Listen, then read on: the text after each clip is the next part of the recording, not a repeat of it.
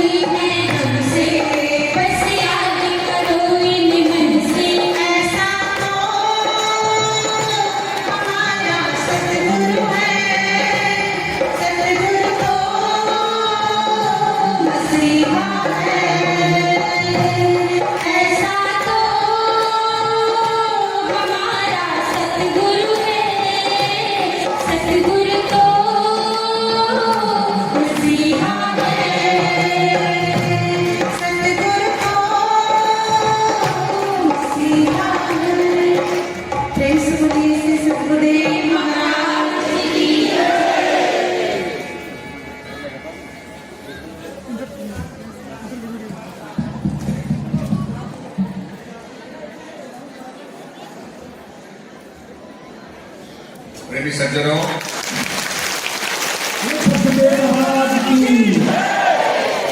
सभी को एक नए युग के सूत्रपात की बहुत बहुत बधाइयां। तो हम युग परिवर्तन की बात करते थे, तो ये युग परिवर्तन अब हो रहा है और रामलला की जो प्राण प्रतिष्ठा थी, उत्तराखंड से हम लोग भी आए और उसका कार्य संपन्न हुआ है। हमारे शास्त्रों के अंदर अगर हम, आवाज ठीक नहीं हुई, एको मत करो भाई, एको मत करो, एको मत करो। हमारे शास्त्रों के अंदर हर चीज का कारण होता है और कहा भी है कि जब जब होए धर्म की हानि, पाढ़े असुर अधम अभिमानी, तब तब प्रभु धर मनुज शरीरा, हरे कृपा नदी सज्जन पीरा। जब जब धर्म की हानि होती है और पूरे रामचरितमानस, जिसका के अनुवाद अनेक भाषाओं में किया गया, अनेक लेखकों ने इस रामायण की अनेक अनेक व्याख्या की और ये हमारे भारत से लेकर के पड़ोसी नेपाल हो गया, म्यांमार हो गया जिसको हम बर्मा कहते थे पहले, उसके बाद आपका सियाम हो गया, थाईलैंड हो गया, कंबोडिया हो गया, उसके बाद इंडो चाइना और पूरा इंडोनेशिया तक, मलेशिया तक इस राम की गाथा का विस्तार हुआ। और आज भी वहां रामलीला खेली जाती है। और हम लोग जब वहां गए तो हमने पूछा कि भाई आपने राम और सीता का अभिनय किया, आपका नाम क्या है? तो जो नाम उन्होंने बताया वो मुस्लिम नाम था। तो उन्होंने कहा कि हमने अपने धर्म को बदला है पर अपनी संस्कृति को नहीं बदला। वही राम की संस्कृति और राम हमारे वंशज थे, उसी संस्कृति को लेके हम चल रहे हैं। और आपको विश्वास नहीं होगा कि इंडोनेशिया का जो करेंसी नोट है उसमें गणेश महाराज की फोटो छपी हुई है, जबकि इंडोनेशिया जो है मुस्लिम देश है। तो कहने का मतलब अपने संस्कार, अपनी संस्कृति।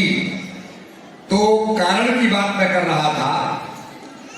तो जिस समय रावण ऋषि लोगों से लगान लेता था, ऋषियों के पास कोई धन नहीं था, तो ऋषियों ने कहा, रावण से कहा हम तुम्हें क्या दें, हमारे पास कुछ नहीं है देने को।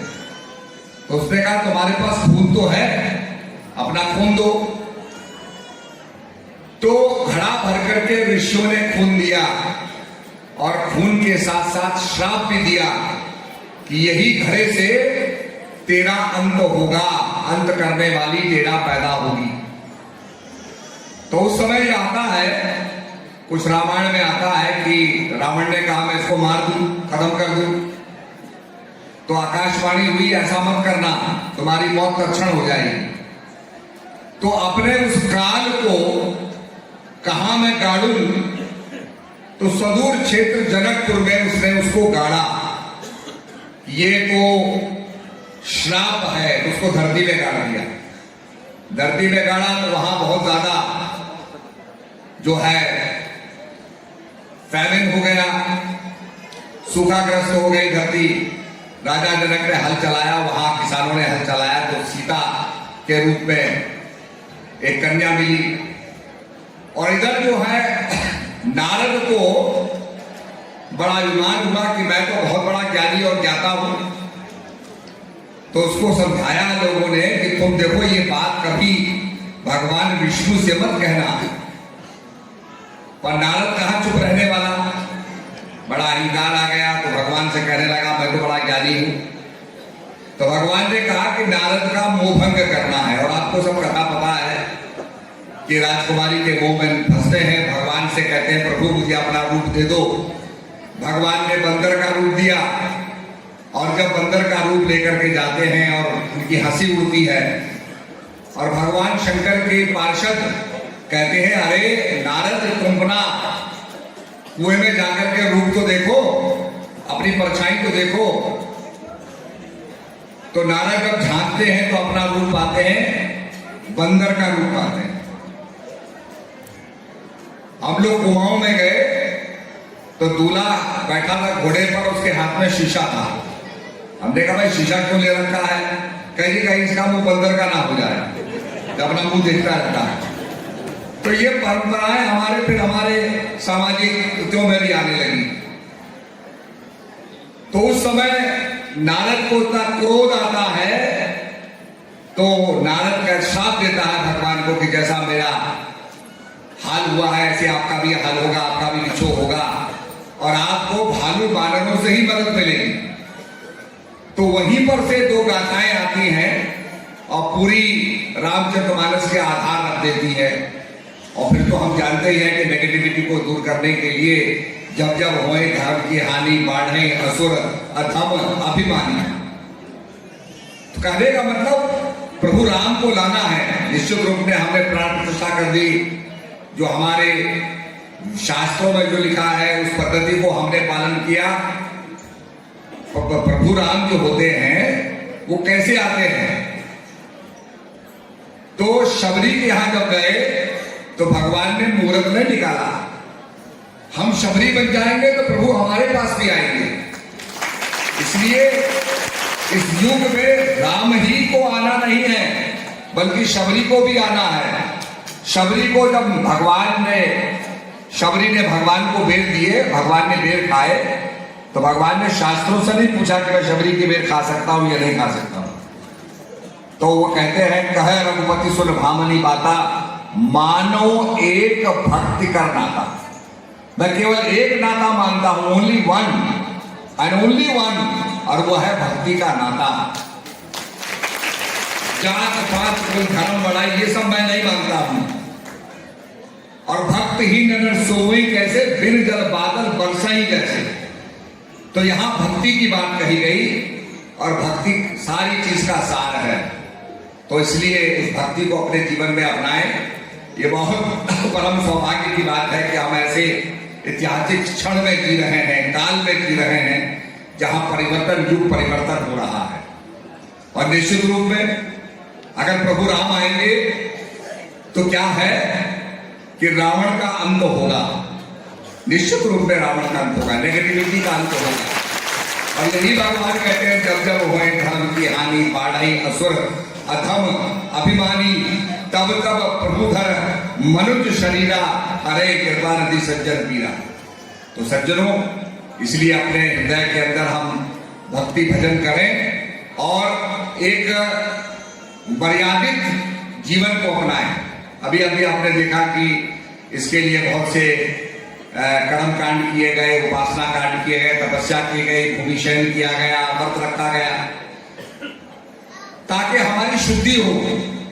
तो मनसा वाचा कर्मणा की शुद्धि से ही प्रभु का आगमन हुआ। तो ऐसे ही अपने जीवन में हम शुद्धि करेंगे, शबरी बनेंगे, भक्ति हमारे अंदर होगी तो निश्चित रूप में हमारे जीवन में प्रभु आएंगे और युग परिवर्तन होगा। सबको मेरा दुआ आशीर्वाद। और देखो भीड़ बहुत